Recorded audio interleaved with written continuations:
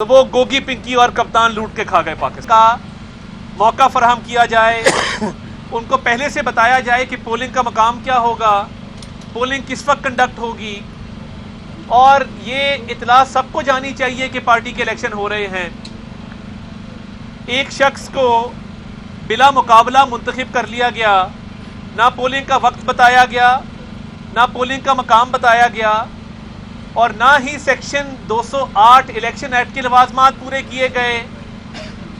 ये तो बड़ा संजीदा मामला है और इस पे तहरीक इंसाफ के खिलाफ कार्रवाई होनी चाहिए कि जब इलेक्शन एक्ट के अंदर पार्टी इलेक्शन का तरीक़ेकार वज़ा किया गया है तो उसको क्यों कर वायलेट किया गया। उम्मीदवारों को ये मौका क्यों नहीं फराहम किया गया कि वो अपने कागजात दाखिल करवाएं। उम्मीदवारों को मुतला क्यों नहीं किया गया। बानी मेंबरान जिसमें अकबर एस बाबर साहब शामिल हैं, उनको ये इतला क्यों नहीं गई। और बिला मुकाबला नोटिफिकेशन जो जारी किया गया है वो रूल्स के खिलाफ जारी किया गया है। कोई और सियासी जमात होती तो सख्त से सख्त कार्रवाई अमल में आ चुकी होती।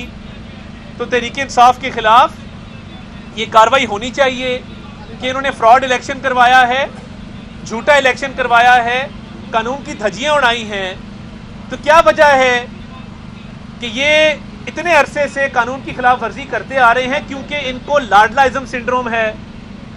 वो जो होता है ना, चोर चोरी से जाए हेरा फेरी से ना जाए। ये चोरी से भी नहीं गए और हेरा फेरी से भी नहीं गए, चोरी भी करते हैं, हेरा फेरी भी करते हैं। अगर आप 190 मिलियन पाउंड का केस देखें, पाकिस्तान की तारीख का सबसे बड़ा डाका है। 60 अरब रुपया हथिया लिया गया पंजाब के, सिंध के गरीब लोगों का, यतीमों का, बेवाओं का, जो सेहत पर, जो तालीम पर, जो सड़कों पर, जो अवाम के ऊपर खर्च होना था, वो एक जुर्माना के तौर पे आया और दूसरा जुर्माना उससे सेटल कर दिया गया। जुबैदा जलाल साहिबा की स्टेटमेंट के काबीना के अंदर लोगों ने ये कहा कि इस मामले को इस तरह सेटल ना करें, ये जुर्माना पाकिस्तानी अवाम का पैसा है। मगर 5-5 कैरेट की अंगूठियां मांगी जा रही थी, अल-कादिर के नाम पे झूठे ट्रस्ट बनाए जा रहे थे, जमीन ली जा रही थी, करोड़ों रुपया अकाउंटों के अंदर आ रहा था, और एक व्यापार शुरू किए रखा था इमरान न्याजी साहब ने, और उसमें उनकी काबीना भी शामिल थी। अब ये वो लोग हैं जिन्होंने 9 मई के हमले किए हैं, ये वो लोग हैं जिन्होंने शोहदा की यादगारों को मस्मार किया है, ये वो लोग हैं जिन्होंने दुश्मन के अज़ाइम को अमली जामा पहनाया है। तो आज किस बात की रियायत मांगते हैं? आज क्यों कहते हैं हम सबसे बात करने को तैयार हैं? तो मैंने पहले भी कहा था, ना इद्दत मुकम्मल की ना मुद्दत मुकम्मल की। बड़ा बदकिस्मत आदमी है, और जो सपोर्ट इसको मिली थी, ये अगर नेक नीयत होता और ये हेरा फेरी ना करता, ये चोरी ना करता, ये जराइम में मुलव्वस ना होता, तो ये पाकिस्तान की तकदीर बदल सकता था। मगर ना सलाहियत है, ना नीयत है, और डे वन से एक ही एजेंडा था कि माल कमाया जाए। उसके लिए उस्मान बुज़दार जैसे नाअहल शख्स को पंजाब का वज़ीर आला बनाया गया। दिन रात एक ही काम था बुशरा मानेका का और इमरान न्याजी का कि पैसे इकट्ठे करो, ज़्यादा से ज़्यादा माल कैसे कमाया जा सकता है। और 190 मिलियन पाउंड का जो डाका है, पाकिस्तान की तारीख में किसी हुक्मरान ने इतना बड़ा डाका नहीं डाला। और उस पर कह देना कि जी मैं अगर चाहता तो मैं बाहर केस करता, उसमें टाइम लग जाता, पैसे ज़ाया होते। भाई ये पैसा आपका था, ये पैसा आपकी ज़ाती मलकियत था। आपने एक शख्स को फ़ायदा देने के लिए अपने इख्तियारात का नाजायज़ इस्तेमाल किया, कौम को 60 अरब रुपए से महरूम करके महंगाई में इजाफा किया, और ख़ुद ज़ाती तौर पे आपने अंगूठियाँ भी ली, हीरे जवाहरात भी लिए, प्लॉट भी लिए, अल-कादिर की ज़मीन भी ली। तो आज रोना किस बात का है? एक नकल के लिए भी अकल चाहिए होती है। इंट्रा पार्टी इलेक्शन आप दूसरी पार्टियों से सीख लें।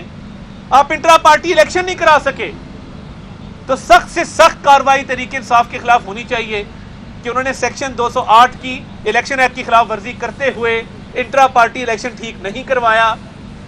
और जहां 190 मिलियन पाउंड केस का ताल्लुक है, सुप्रीम कोर्ट ये कह चुका कि ये स्टेट का पैसा था, ये मलिक रियाज का पैसा तो था नहीं, ये तो स्टेट ऑफ पाकिस्तान को आना था, सरकारी खजाने में आना था। उसको वो कहते हैं ना कि माले मुफ्त और दिले बेरहम, ये वतीरा था बुशरा और इमरान का। तो वो गोगी पिंकी और कप्तान लूट के खा गए पाकिस्तान।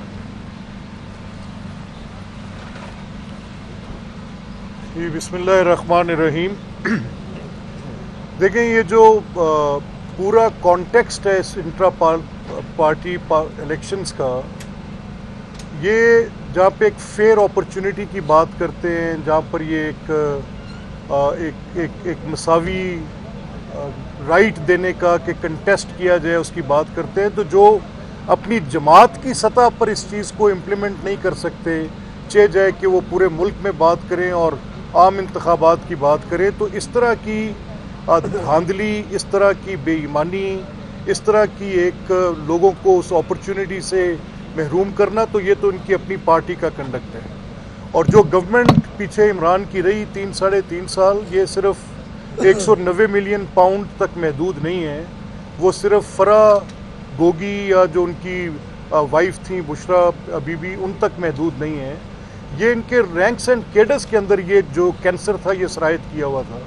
ये शोर ये करते रहे कि दूसरे लोगों के ऊपर बेबुनियाद इल्ज़ामात लगाते रहे, झूठे मुकदमात कायम करते रहे, और वो जो भी किसी अदालत में गया, किसी स्क्रूटनी से, जुडिशल स्क्रूटनी से कोई भी मुकदमा गुजरा ना, उसमें एविडेंस थी, बल्कि हाई कोर्ट्स में और सुप्रीम कोर्ट के डिफरेंट बेंचेस में ये कहा गया कि इस तरह के मुकदमात बनाने पर प्रोसिक्यूशन को शर्मिंदगी उठानी पड़ती है, अपने पॉलिटिकल बॉसेस के हुक्म मानते हुए इस तरह के मुकदमात ना बनाए जाएं।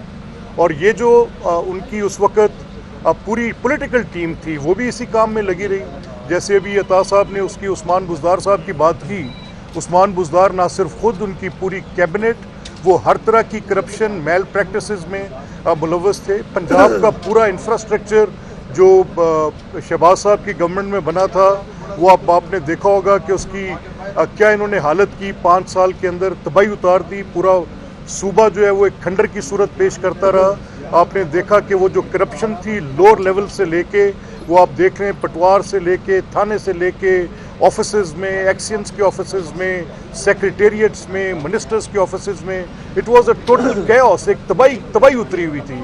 और एक जो ये दावा करते रहे कि हम करप्शन से पाकिस्तान, तो आपने वो देखी, रिपोर्ट्स देखी इंटरनेशनल मॉनिटर्स की, जिन्होंने आकर कहा कि पाकिस्तान में करप्शन के इंडेक्स की बहुत बड़ा इजाफा हुआ उन 3-3.5 सालों में। तो वो सिर्फ एक 190 मिलियन पाउंड का केस नहीं था। और 190 मिलियन पाउंड में आप देखें, ये बेसिकली इनका पूरा मुकदमा है क्या, कि ये एक इल गॉटन मनी जो कि स्टेट ऑफ पाकिस्तान का राइट था टू कॉन्फिस्केट करना, उसका उस मुल्क के अंदर एक क्रिमिनल ट्रांजैक्शन के तौर पे पकड़े जाना और फिर रियासत पाकिस्तान को वापस मिलना।